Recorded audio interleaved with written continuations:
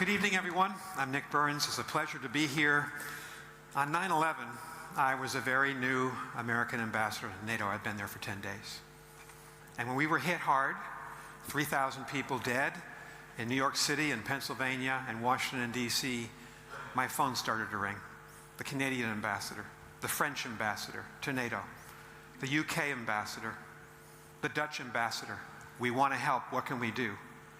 And within 12 hours, we had decided to invoke Article 5 of the NATO Treaty. An attack on one is an attack on all. And I can tell you, it was an emotional day because Americans are not accustomed to being on the defensive, not accustomed to terrorist attacks on the scale of 9/11.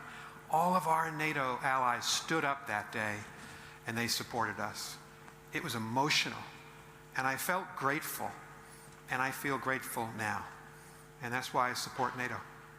Because Americans shouldn't want to live alone in the world. We're powerful, but we can't defeat climate change on our own, and we have to defeat climate change. We can't arrest war on our own. We can't get much of anything done without Britain, without France, without Germany, without Greece. I'm grateful to NATO. And so when our president said today, President Trump, here in London, the United States doesn't get much out of NATO, I thoroughly disagree. The United States of America depends on our allies. We depend on our allies. And the only way we can create a just world, a peaceful world, which we should all want, especially the younger people here I'm seeing in great numbers, a safe world, is to stay together in this terrific alliance. And by the way, after 9/11, when the NATO allies invoked Article 5, they sent their troops to Afghanistan. The NATO allies and their partners have suffered over 1,000 combat deaths, several thousand wounded, and they're still there today. So as an American, I wanted to come here tonight to London to say thank you to the British people, to the French people, and to the peoples of the NATO alliance. We have to be hopeful about the future. And there's a 15-year-old young woman here from Santa Barbara High School, in the most beautiful town in the United States, I think, Santa Barbara, California. If you haven't visited, you should. She has started a group called The Cram.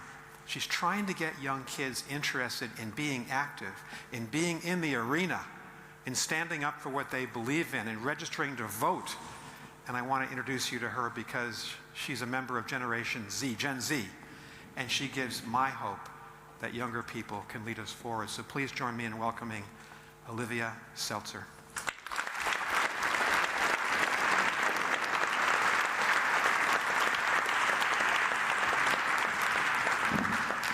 Welcome, Olivia.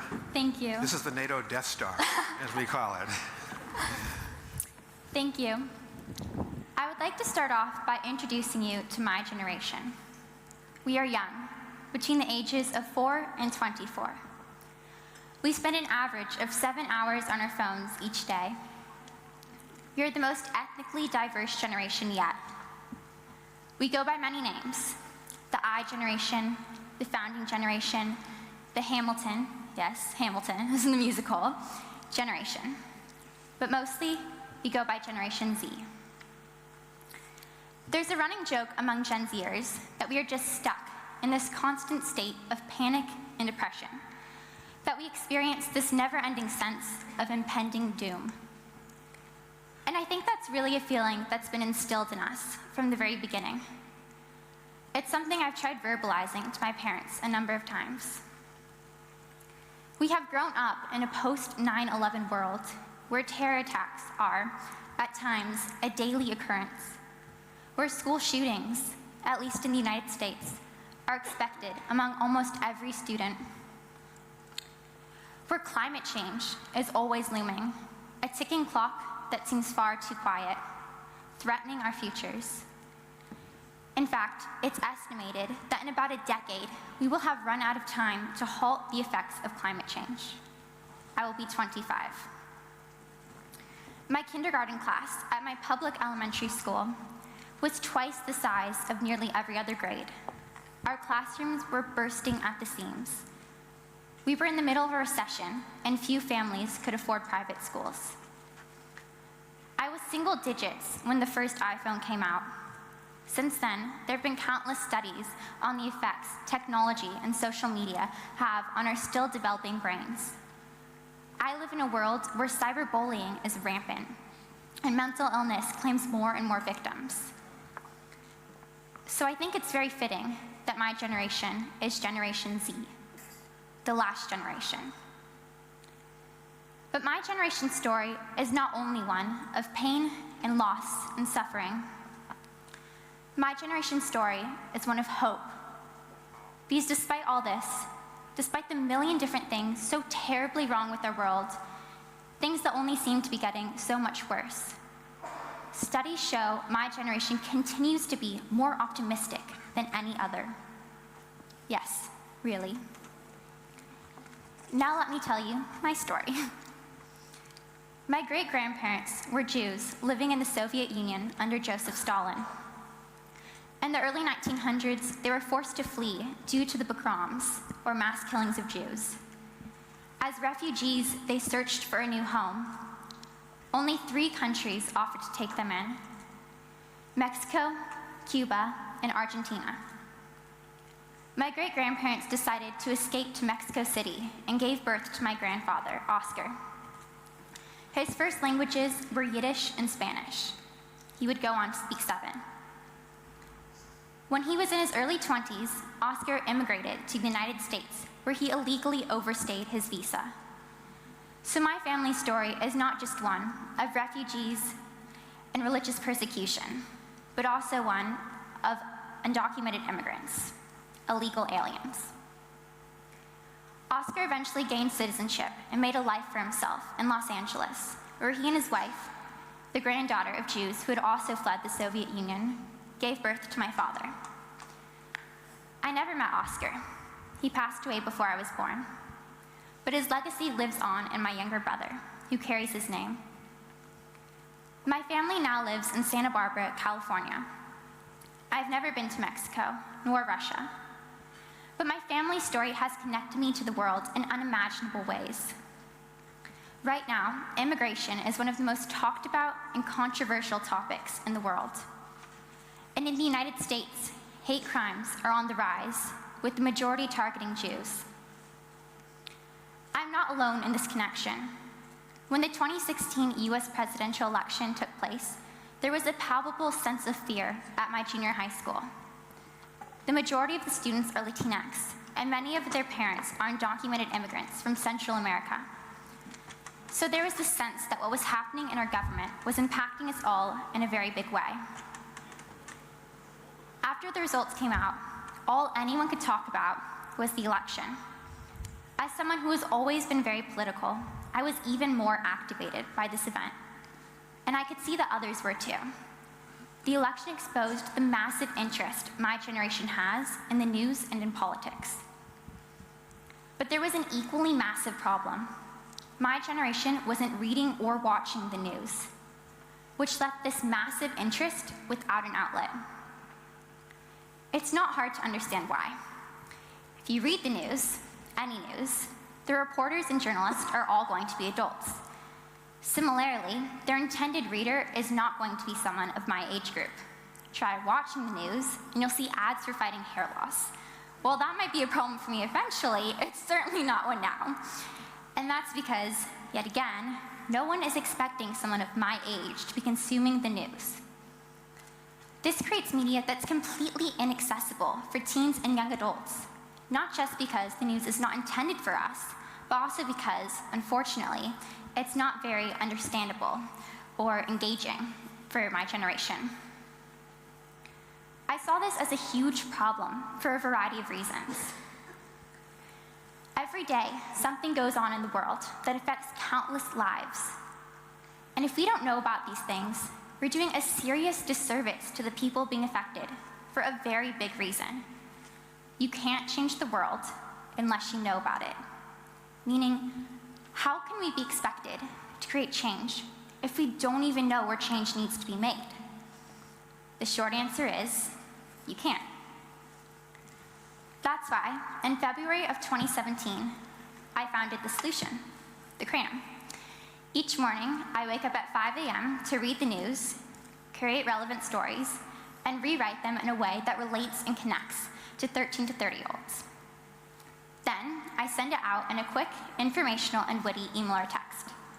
Our mission is to educate and activate, and our subscribers come from over 80 countries all over the world. Our monthly viewership is over 1 million. And you'll find this: recognizing a problem, creating a solution, is a common theme among Gen Zers. Because, yes, we are the last generation. We feel we are the last line of defense to solve the countless problems facing our world. But we are not standing idly by. We are not twiddling our thumbs. This sense of urgency has turned us all, myself included, into activists. And the interesting thing about this is how creative and innovative we've had to become in our activism. Many of us can't yet vote, so we raise our voices even louder in the hope that those who can will listen. We strike, we protest, we organize, we take to social media, we invent, we found organizations and charities. We do everything we can to ensure our future children won't have to fight, too. So we've established that Gen Z recognizes the problems facing our world. We've established that we see hope in ourselves and how we continue to fight. But how does any of this tie in with NATO? I turned to my Gen Z readers to find out. 75% thought they knew what NATO is, but some thought it had to do with trade, or maybe even got it confused with NAFTA. One Gen Zer thought it was a women's group. Of those who did know what NATO is, 86% thought it was necessary. The 14% who didn't were, interestingly enough, comprised of leading youth activists.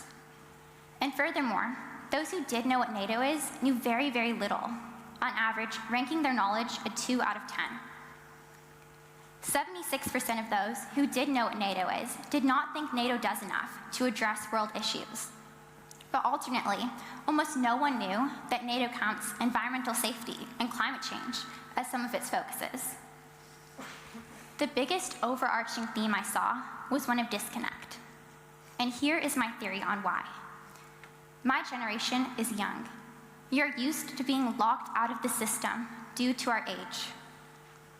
And I think that's led to a sense of moving on, of, oh, we can't get involved here, so we need to find a different path. When asked what NATO can do to better engage young people, the answer was simple. Come to us. We are here. We are waiting.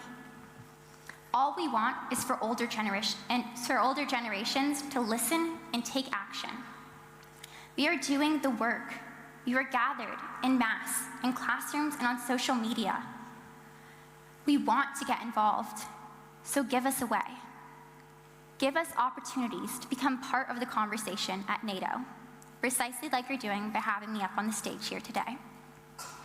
Educate us, on and offline. The most common response I saw was to access my generation through social media.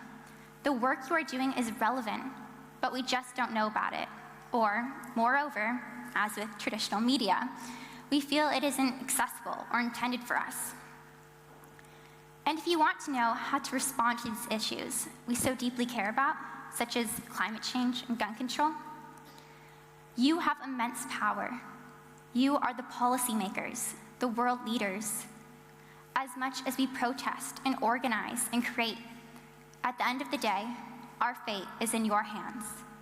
We only hope you care as much as we do. Thank you.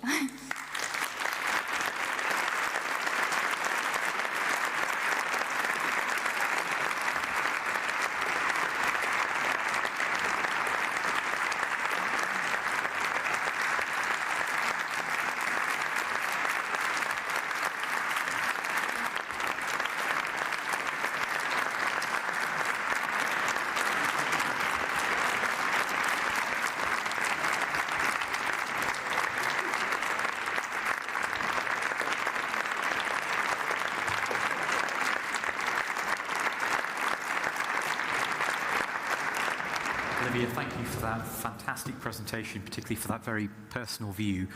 Before we have you run away from us, if we could pose another question to you. You listened a lot to the conversation we had this morning and this afternoon.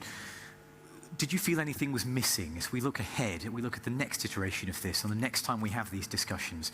What struck you as absent, or what struck you as missing in our talks?